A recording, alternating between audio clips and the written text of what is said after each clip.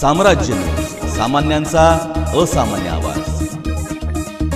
जिल्ह्यात मागील काही दिवसांपासून अतिवृष्टी, सततचा पाऊस तसेच उजनी व वीर धरणाच्या पाणलोट क्षेत्रातील पावसामुळे धरणाच्या पाणी पातळीत सातत्याने वाढ होत होती।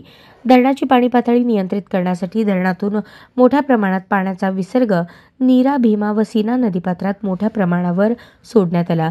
जिल्ह्यात अतिवृष्टी आणि पूरपरिस्थितीमुळे झालेल्या नुकसानीचे तातडीने पंचनामे करा। पंचनामे करताना एकही नुकसानग्रस्त शेतकरी वंचित राहणार नाही याची दक्षता घेण्याचे निर्देश ग्रामविकास व पंचायत राज मंत्री तथा पालकमंत्री जयकुमार गोरे यांनी दिले। जिल्ह्यातील अतिवृष्टी आणि पूरपरिस्थितीमुळे झालेल्या नुकसानीबाबतची आढावा बैठक जिल्हाधिकारी कार्यालय, नियोजन भवन येथे घेण्यात आली। यावेळी पालकमंत्री जयकुमार गोरे बोलत होते।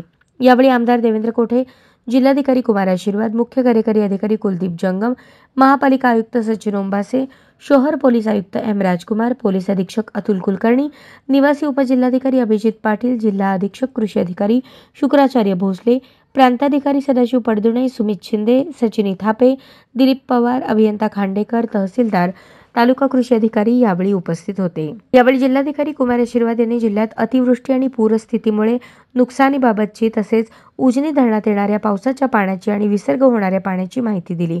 त्याचबरोबर अतिवृष्टी व पूर परिस्थितीमुळे निर्माण झालेल्या परिस्थितीवर मात करण्यासाठी प्रशासनाकडून करण्यात आलेल्या उपाययोजनांची माहिती दिली।